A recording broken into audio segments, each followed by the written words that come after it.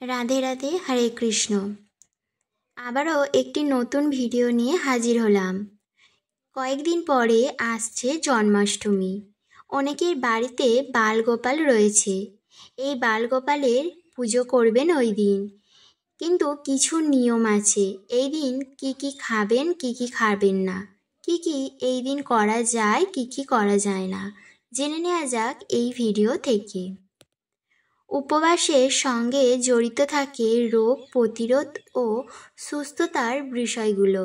তাই জেনে নিন উপবাসের সময় কোন কোন খাবার খেতে পারবেন আর কি কি খেতে পারবেন না। ভাদ্র মাসে কৃষ্ণপক্ষের অষ্টমী তিথিতে পালিত হয় শ্রীকৃষ্ণের জন্মতিথি হিসেবে। কয়েক যুগ ধরে এই পার্বণ প্রচলিত জন্মাষ্টমী নামে। এবছরে জন্মাষ্টমী পড়েছে সোমবার। উপবাসকালে তাজা অথবা শুকনো ফল খেতে পারবেন, এতে শরীর তরতাজা থাকে। জন্মাষ্টমী তিথি তো দুধ ও দই ছাড়া অসম্পূর্ণ, তাই খেতেই পারেন টক দই। দুধের সঙ্গে ফল মিশিয়ে বানিয়ে নিন ফ্রুট শেক। আপেল, কলা, কালোজাম, আঙুর, আখরোট, নানা রকমের বাদাম খেতে পারেন এই ফলগুলি। এতে শরীরে এনার্জি বজায় থাকবে। উপবাস ভঙ্গের সময় খেতে পারেন সাবুদানার খিচুড়ি বা সাবুদানা মাখা। এই হালকা খাবারে পরিপাক ক্রিয়া অটুট থাকবে। দিনভর উপবাসের পর হালকা খাবার খাওয়ায় বাঞ্ছনীয়। জন্মাষ্টমীর দিন কি করবেন? জন্মাষ্টমীর দিন খুব সকালে স্নান করে গোপালের পুজো করুন। পুজোয় বসার সময় অবশ্যই শুদ্ধ বস্ত্র পরুন। বালগোপালের পুজোয় ব্যবহৃত সমস্ত উপকরণ অবশ্যই বিশুদ্ধ হতে হবে। ভগবান শ্রীকৃষ্ণকে পরিষ্কার জল এবং গঙ্গা জল দিয়ে স্নান করান। শ্রীকৃষ্ণকে পুজোয় টাটকা ফুল ব্যবহার করুন। তামা, পিতল ও মাটির প্রদীপ পুজোয় ব্যবহার করুন। বালগোপাল মাখন, মিশ্রি এবং তুলসী পাতা খুব পছন্দ করেন, তাই অবশ্যই সেগুলো তার ভোগে অর্পণ করুন। বালগোপালকে সাজানোর জন্য কানের দুল, হাতের বালা, বাঁশি এবং ময়ূরের পালক অবশ্যই ব্যবহার করুন। বালগোপালের আরতি করার পর তাকে ভোগ নিবেদন করুন। দোলনায় দোলান এবং তারপর দোলনায় থাকা পর্দা বন্ধ করতে ভুলবেন না। এই দিন খাদ্যশস্য বিলি করতে পারেন। জন্মাষ্টমীর দিন ব্রহ্মচর্য পালন করা অনিবার্য।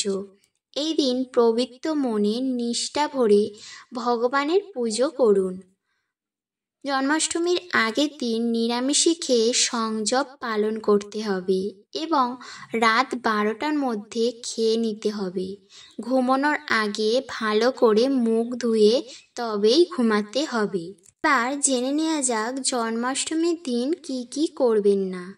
যদি বাড়িতে বালগোপাল থাকে তাহলে মাছ, মাংস এবং মদ খাওয়া, খারাপ আচরণ এবং অধার্মিক কাজ ভুলেও করবেন না। জন্মাষ্টমীর দিন ভুল করে তুলসী পাতা ছেঁড়া উচিত নয়। বিশ্বাস করা হয় তুলসী ভগবান বিষ্ণুর খুবই প্রিয়, তাই এই দিন তুলসী পাতা ছেঁড়া শুভ বলে বিবেচিত হয় না।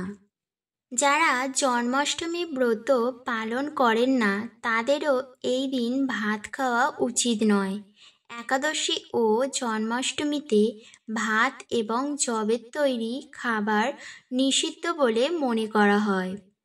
রসুন, পেঁয়াজ বা অন্য কোনো আমিষ জাতীয় খাবার এই দিনে খাওয়া উচিত নয়। মাছ, মাংস এবং অ্যালকোহল বাড়িতে আনা উচিত নয়। কৃষ্ণ জন্মাষ্টমীর দিন কাউকে অসম্মান করবেন না। ধনী বা গরিব সব ভক্তই তার কাছে সমান। কোনো দরিদ্র ব্যক্তিকে অপমান করলে ভগবান কৃষ্ণ অসন্তুষ্ট হতে পারেন।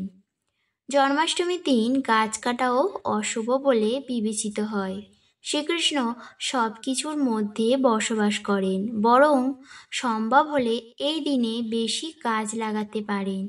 এতে ঘর পরিবারের সুখ শান্তি বজায় থাকবে। এই দিন গরুকে অবহেলা করবেন না। ভগবান কৃষ্ণ গরুকে খুব ভালোবাসতেন। ছোটবেলায় তিনি গরুর সঙ্গে খেলা করতেন। প্রচলিত বিশ্বাস অনুযায়ী গরুর পুজো করলে শ্রীকৃষ্ণের আশীর্বাদ পাওয়া যায়। যারা এই দিন ব্রত পালন করেন তাদের রাত 12টার আগে ব্রত ভঙ্গ করা উচিত নয়। তার আগে ব্রত ভাঙলে পূজার ফল পাওয়া যায় না। ব্রত অসম্পন্ন বলে মনে করা হয়। পুজো শেষ হওয়ার আগে কিছু খাওয়া যাবে না। এই ছিল ভগবান শ্রীকৃষ্ণের জন্মাষ্টমীর সময় কি কি করবেন আর কি কি করবেন না তার কিছু নিয়ম।